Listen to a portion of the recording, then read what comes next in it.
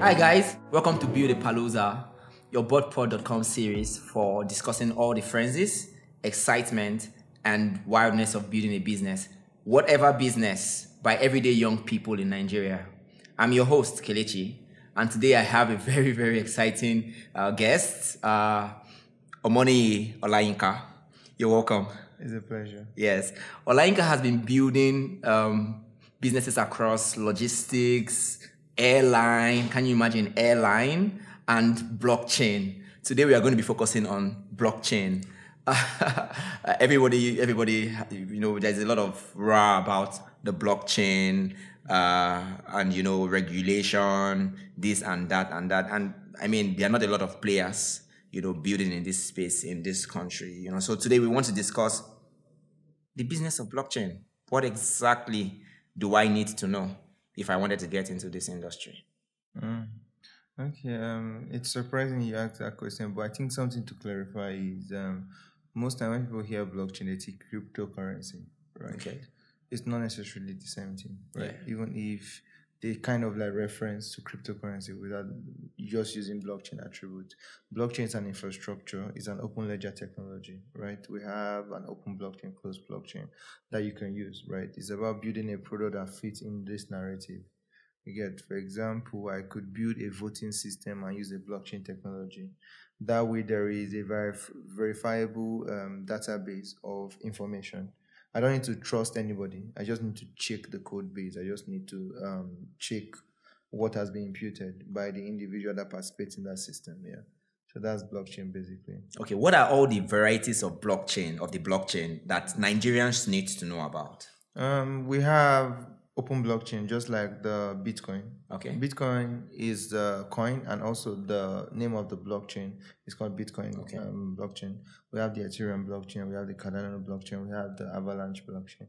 We have a lot of open blockchain that are quite popular. Solana blockchain, right? Yeah. So there's a ton of open blockchains that people are familiar with. But then there are like private blockchain.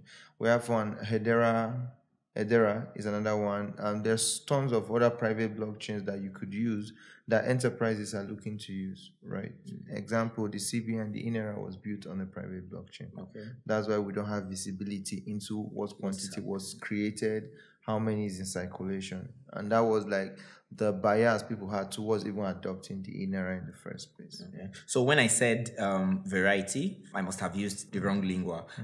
But I want to hear things like cryptocurrency as a variety or as, a niche. I think maybe it's probably called a niche, right? So what niches exist within the blockchain from cryptocurrency to okay. Like you're talking about the different like strata in the whole cryptocurrencies. Yeah. We have people building exchanges where you could trade cryptocurrency. Okay. Right? We have job segment created as a result of these various niches. We have OTC traders, over the counter. Okay. People that do bulk transfer, like cross-border remittance, they make use of cryptocurrency to facilitate this transaction. We even have businesses that uses cryptocurrency to facilitate cross-border transaction. Also, because of the legacy infrastructure there's too many gateway and friction. Okay. Right. So they use cryptocurrencies. We have compliance officers created as a result of this new industry to also make sure bad actors don't have a field day.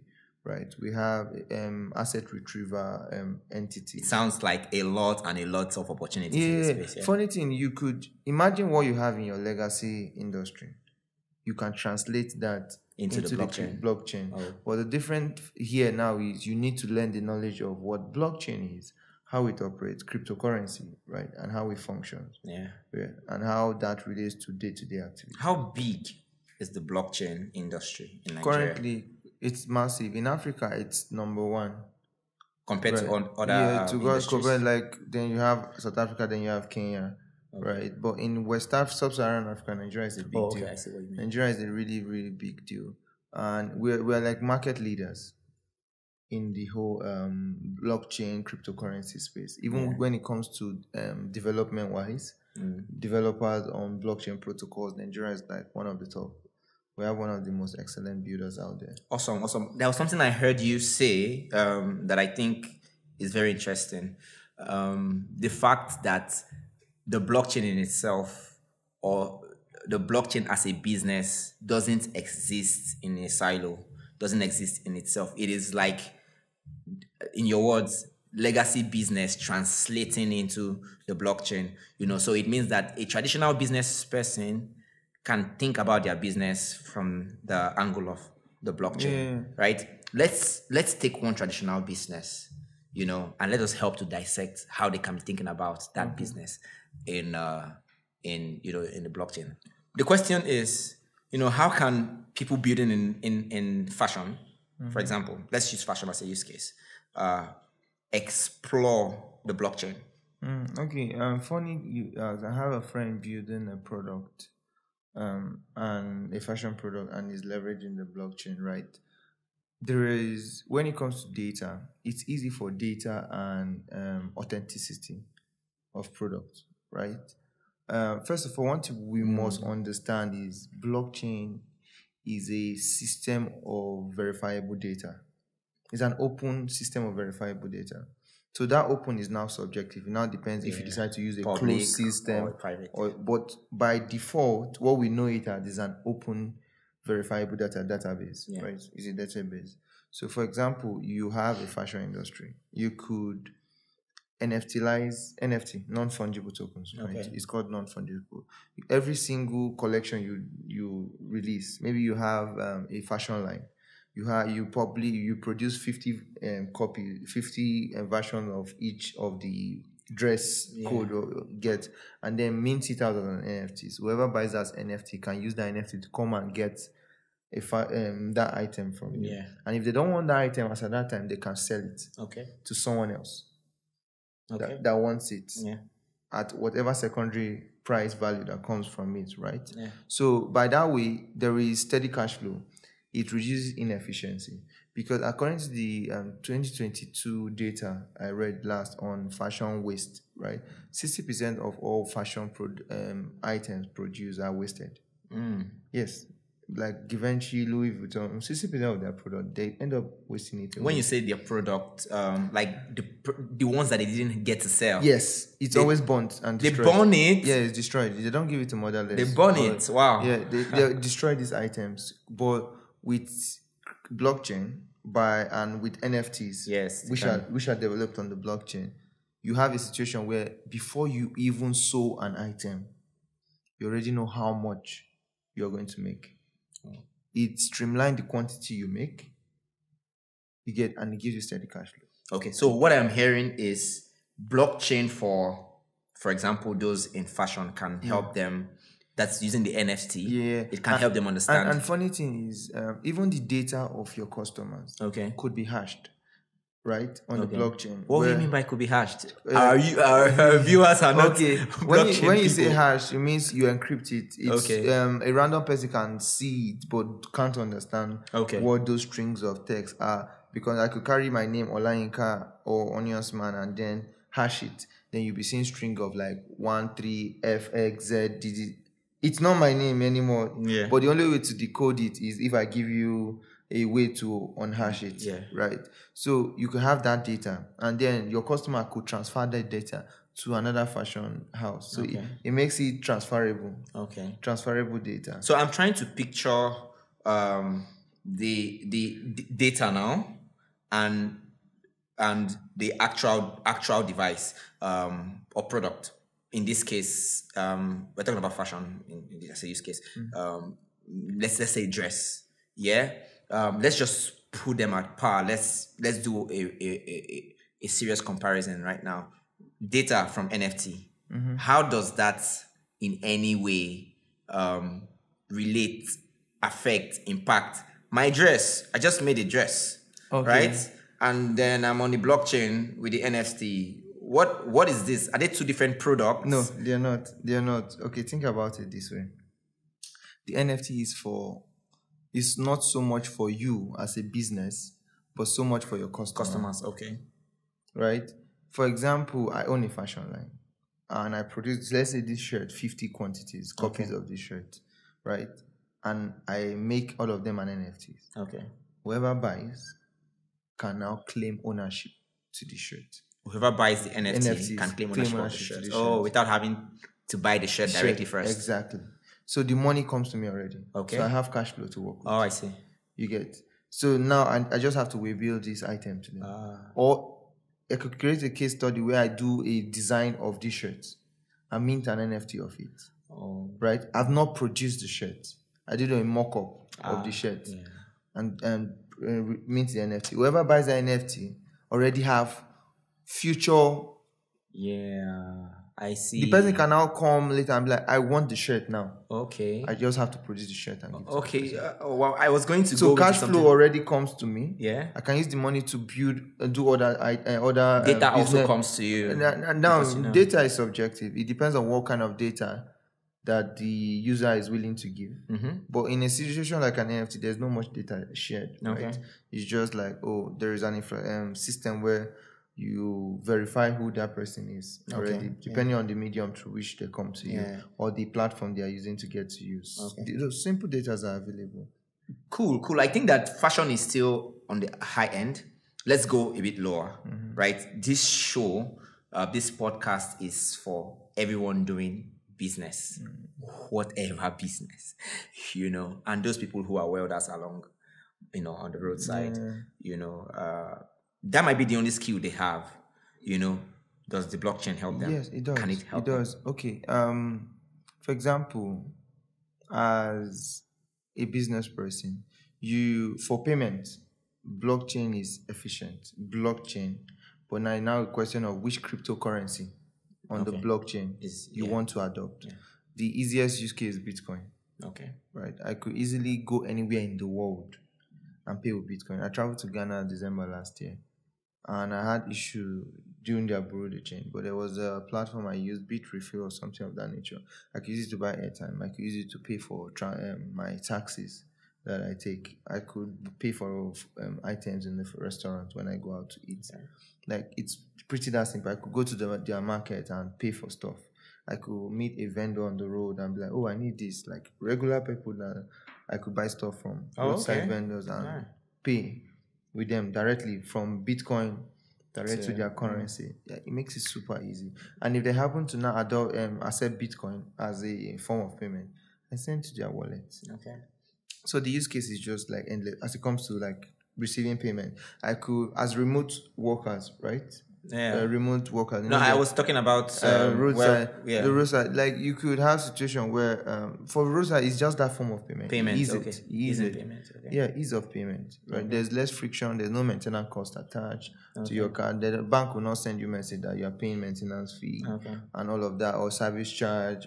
There's no service charge. NFTs don't help them. So NFTs help them depending on the product. So this is what I always tell people. It's not about the technology. The technology is like a tool. It's like a screwdriver, a spanner. Right? If there's no point using a spanner, why use a spanner? Right? Blockchain is a technology, just like we have AI, right? The only question is, does this suit your business? Okay. If it doesn't suit your business, there's no point. There's no point. It's a tool. It's only there to enhance your business, increase efficiency, increase productivity, right? And bring more income. Yeah. That's the whole point of a technology, is a tool. So you should critically analyze or talk to an expert to critically analyze your business and then look at the technology and see how it fits in. It might not fit in on every front, but it has certain points that there's a great synergy. Okay. So let's talk about how the government has been chasing blockchain enthusiasts and blockchain business people. Maybe more specifically cryptocurrency. How bad is this? It's crazy. They are not chasing blockchain builders. Okay. In quote, they are chasing crypto exchange platforms or P2P platform, peer-to-peer. P2P is peer-to-peer, where you can convert from cryptocurrency to fiat currencies. Now, by fiat, obviously. Fiat, Naira, cash, Naira, CDs, pounds, whatever you can think about. So that's fiat. The thing is, there is the part of the economy that the government is responsible for. There's a part of innovation that private entity and individuals will continue to be responsible for, right? And regulation, like I always tell people, is the last signal of progress.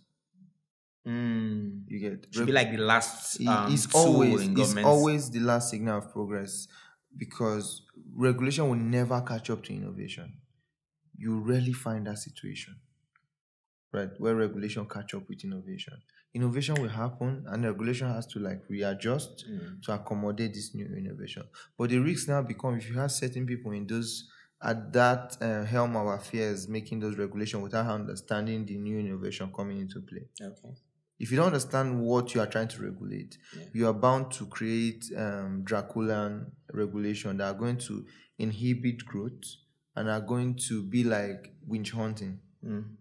Right? You can't blame cryptocurrency for the devaluation of your fiat, because as far as I'm concerned, central banks are inflation managers. Okay. All they do is print money. What is inflation? Let's break it down. Right? Inflation is simply oversupply. Nothing more, nothing less. In the last 6 months, they've printed over 36 trillion naira into the economy. That's oversupply of naira in the economy. So inflation is inevitable. But what they are trying to do is subsidize the inflation. You can't keep doing that. So where will you get the money to subsidize the inflation? You are not getting loans from anywhere. You mortgage almost all the entire asset of the country. You get. So what is bound to happen? Inflation is bound to happen. So for builders, people looking to build in this space. Meanwhile, I think that we need to make it clear for blockchain, it has everything to do with tech. We've been picking several aspects of business, fashion, this, that, and now we're talking about the blockchain. The blockchain obviously is technology. Yeah. So anyone who is interested in the blockchain obviously needs to be interested in technology. So my question here would be, to build in this segment of business, what should I know? And I'm not talking about software coding and all. I'm talking about I'm looking at it from the business perspective.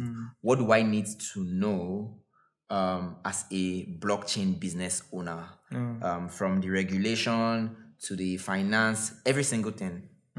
Interesting enough, one thing I have come to accept is the fact that taxation is inevitable. It's something that is more sure than death, right? As sure as death, that's what taxation, because government must run itself. Right, they must fund itself. They fund themselves through one of the means is taxation. You have to give government what is due government, right? Yes, there's regulation around blockchain implementation, and there's regulation around the monetary part. There's regulation around the taxation part. So understanding that for your business is very important, right? You can't live in ignorance and think everything is going to be wide west. There has to be level of sanity. Because the truth is, there are still certain people that will still take advantage of the innovation and try to exploit everybody. You need a level playing field. For businesses that want to adopt cryptocurrency, for example, or implement blockchain, it's simple. You look through the blockchain adoption policy implemented by NIDA, right, spearheaded by NIDA rather. And then you look at, what's like the cryptocurrency law in the country, right? That's probably what we want to know. What's the cryptocurrency law right now? What's the one that makes you cringe? We have a clear blockchain adoption policy. Yeah. We don't have a clear cryptocurrency policy. Maybe we should switch to blockchain then. Our framework. But when it comes, and you need to also understand the taxation, how they tax cryptocurrency. Is it different from normal businesses? Yeah. Actually, how they tax it, especially when it relates to receiving it as a form of payment. Okay. Right? How the taxation. I think right now we are doing a capital gain tax on crypto assets. Capital gain tax. So we might need to break that down for the capital gain. It's taxation law. You can just Google the capital gain and Nigerian capital gain tax on cryptocurrency. Yeah, I think it's around 10% or 30% thereabout. That must be a lot of money. Yeah, it's a lot, but it's still less compared to individual taxation that is almost like 30-40%. Okay. As an individual in Nigeria, you're supposed to be paying 30 to 40% taxation. Taxation, that's payee? On your personal income. Payee? Yeah. I think it's relative to how much you make. It doesn't. Yeah, there's a threshold where you begin to pay, but after about 4 or 5 years, you begin to pay regardless. Oh wow. Yeah. So there's a lot to learn around our taxation system. Yeah. Maybe one day we'll talk about taxation because that's very, very important. Why I even know this is because I'm building a product on calculating the tax for crypto assets. Yeah, understanding that is very important as a business, because imagine you're doing volumes of transactions. How do you know what is your income and what is your expenses? You get separating everything and making sure you are paying the right amount and not overpaying. Or underpaying and get sanctioned down the line. So simple things like that. Those are the three core placed kind of regulation you should be conscious about. But regardless of the regulation, right? There's something I always hold to be true. Don't ask for permission. Do it and ask for forgiveness. Don't let our information minister get this. No, because in a climate like Nigeria, where there is no clear regulation on cryptocurrency, right? Okay. You can't wait for regulation to come before you build. You build, right? And then when regulation comes, they will use you as a case study to craft a regulation that works. I get what you mean. Because if you keep waiting, innovation doesn't ask for permission. AI never asks for permission. Bitcoin never asks for permission. But they are revolutionizing how the financial system works right now. It's making people reevaluate what they understand in economics, how central banks should work and function. For example, Bitcoin is a depreciating asset class. But our fiat system is an appreciating asset class. You get there's no ceiling to how much naira the CBN will print today. They can keep printing till the end of time. But you can't print more than 21 million Bitcoin. Ever. At a time. Ever. 21 million. What level of how much has been printed now? 19 million thereabouts. So it's close to 21 million. It's getting and scarce. I don't have enough. I don't have any Bitcoin. It's getting scarce and scarce and scarce. Are you kidding? So the true intrinsic value of money, because the truth is, money is what we give value to it, right? And there are certain qualities that money should contain. Is scarcity. It should maintain its value, right? It should be a good measurement of value. Fiat is not doing that job very well, because you can keep printing. CBN can just decide, let's print 50 billion today. From thin air, nothing back in it. But you can't print more than 21 million Bitcoin.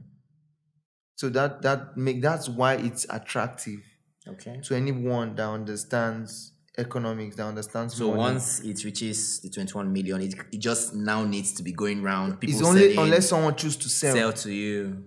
You know, everything is it's demand and supply. It's scarce, so that's a better store of value. So there's a higher demand for it. And there's low supply. So by pure economics, because of low supply, high demand, it only gets more expensive. Talking about building in this space, I've heard you say at a point in time that people should be building for the global community. Than Nigeria. I think this holds true for every form of business. But I would like to ask, what the advantages are, building in and for Nigerians specifically, before we then talk about maybe the advantages going global gives. So what is the fun? What is the excitement? What is the beauty of building blockchain on the blockchain, or building cryptocurrency or whatnot, in Nigeria for Nigerians? I think for me, in a country that have no clear direction on policy, inclusive policy, or policies that are not innovative, conscious, right? It's best if you're in such a society or environment, it's best you can start your product to capture that market, but with a view for a global community. So that market that is uncertain, that they could wake up one day, one policy can end your business. Right? It's best you just make them one part of your market that you can switch on and switch off. Right? And we're seeing the consequences right now. We have a situation where most of the exchanges in Nigeria are not registered in Nigeria. There's no benefit for registering them in Nigeria. There's no policy that gives them tax incentive for running in Nigeria. And if there are policies, are they implementable? So I wanted to first of all hear the beautiful part of doing this before we go to because the rigors. The truth is, we call a spade a spade. Okay. There is no upside there's no fun in building for Nigeria except the fact that you're patriotic. It's your country. We have a large market. But the truth is, our large market don't have liquidity. Okay. They don't have money. They just have volume. We are a low purchasing economy as it stands right now. As of 2024, we're a low purchasing economy. Sadly. Yes, sadly. If you look at the report on how many people have over 200,000 in their bank account released by the Nigerian financial entity, less than 6% or 5%. That tells you everything you need to know about the purchasing power of your economy. Yeah. So building for Nigeria comes more from act of patriotism and the fact that you're building what can improve the society. Okay. It's fun because you're building for people you know. It's tragic when regulation come and clamp down on you. Yeah. It's pitiful because before you even build more than 3-4 months, there are different fees they will tell you to start paying. You've not even made money. You're running the business out of pocket. Meanwhile, they're already telling you, oh, this income tax, this levy, this one, that one. So it does seem like taxation and levies and all are what people really need to look out for when they decide they want to build. You look out for those things, but don't pay so much attention to it that it just start building. Just start building nonetheless. Start building nonetheless. There are some of these things you can waiver. There are tax incentives for building certain business because as a business, if you're not made up to like I think 5 or 10 million income tax, if your income is below a certain threshold, you don't pay any taxation. Oh, okay. 25 million, I think. That's for registered and corporate entity. CIT. Yeah. So you need to talk to lawyers, accountants that will tell you what you can take advantage of. Okay. So that you can run a sustainable business. I would have really loved to look at blockchain from a variety of industries. We have looked at it from fashion. Yeah. We have also taken it a bit down to roadside people. Okay. It would have been nice to just touch, a bunch of industries. Let's quickly do that. We need to wrap up in a few minutes. Okay. But what industries do you think that, maybe one industry, pick on it, let me let you do that. Okay. Blockchain will be very instrumental in reward assets, right? Yeah, your shares, your stock. Digital securities. To play an incremental, like a very, very big part in that because it's going to open up your Nigerian shares and stock exchange to the global market. Okay. Not just the Nigerian market because blockchain makes it easy to export the value of our shares and import. So you are talking about companies on the... I'm talking about... public companies? Yeah, I'm talking about public companies. It makes it easy for FDI, foreign direct investment, to flow into the country. Okay. Because of the blockchain makes it easy. It reduces a lot of friction. Okay.